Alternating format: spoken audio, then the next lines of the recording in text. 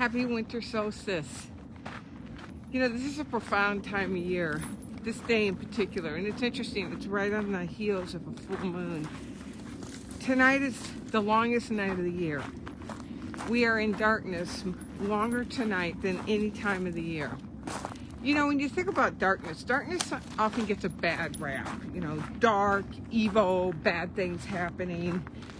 But think about this. We have to have darkness. A seed has to have darkness in order to be able to germinate. A butterfly's got to be able to go into the darkness of a cocoon to be able to disintegrate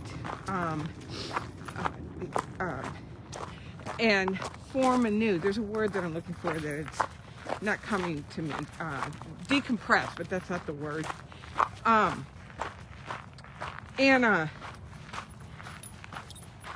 But oftentimes we fight the darkness.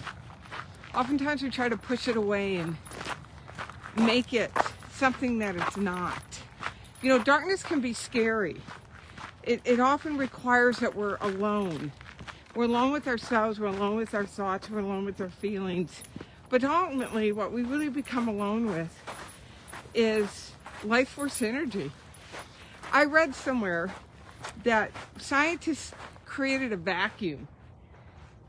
But even in the vacuum of pure nothingness, there were sparks of light. When we're willing to go into the darkness, when we're willing to allow ourselves to be in that stillness, that time of rejuvenation, of deep reflection, of deep connection with life force energy, when all there is you and life force energy, profound discoveries await you. You know, I spend every morning about an hour, sometimes an hour and a half in deep meditation, where I allow myself to go into this place of quiet, this place of stillness, into the darkness. And what happens is that I notice the disconnects. Yes, I find peace, but more importantly, I notice the disconnects. I notice the incongruencies between what my essence know and what's showing up in my body. And it allows me to notice those incongruencies more readily during my day-to-day activities. But unless I'm willing to be still, unless I'm willing to be in the darkness, I'm not able to see that. I'm not able to, that doesn't have room to reveal itself to me.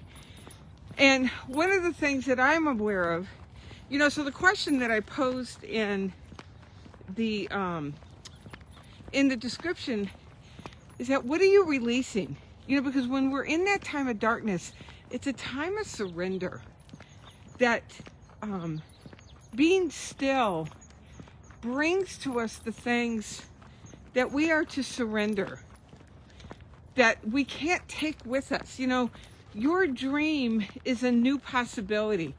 It's also an invitation for you to leave behind that which is no longer serving you in order for you to discover and become this next stage, this next iteration of you. And so when I think about it, I realize that there's still a bit of a layer that when I take on a new project or I step into something, you know, I go to do something, there's still this small energetic reaction that wonders if it's going to work. And there's still a small part of me, at times, not always, that will project an image of the future, of it not working. And I find myself accommodating disappointment. And I realize that number one, I teach this stuff, right? So if I really believe it, this is the stuff that I go after.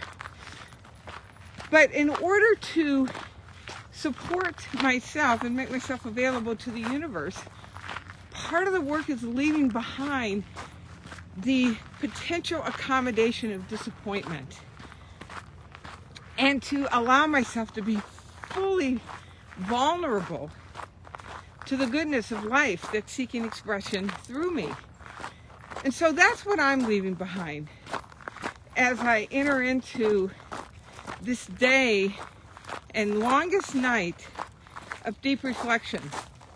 So I just encourage you on this beautiful winter solstice, and I'm in Arizona and I actually have a hat on because it's a little chilly this morning. Can you see the mountains in the background? I love this area. What is it that your dream is asking you to leave behind in 2021?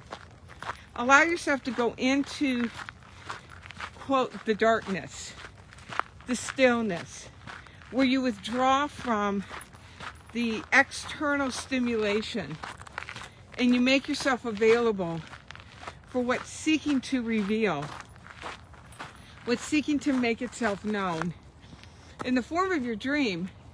And then what is it that your dream is asking you to release and leave behind? Share in the comment section so we can all be inspired and celebrate you and hold that with you. And make plans to join me. Hey Melody, so good to see you.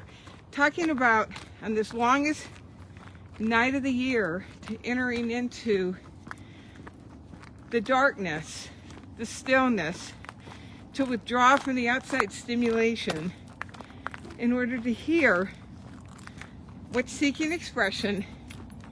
And on this day, what is it that you are to leave behind? And for whatever reason, that hill really got to me. So, join me next Tuesday, a week from today, December 28th, 8:30 to 11:30 Pacific Time, 9:30 to 12:30 Mountain Time, as we dig into this formula of how to step in to what's coming alive through and for you and leave behind what no longer serves you. Know how much I deeply love and appreciate you. You are amazing. You're in my Facebook group, but I'm still going to introduce myself. My name is Felicia Cersei, your Dream Life Activator. Have an amazing winter solstice. Mwah. God bless.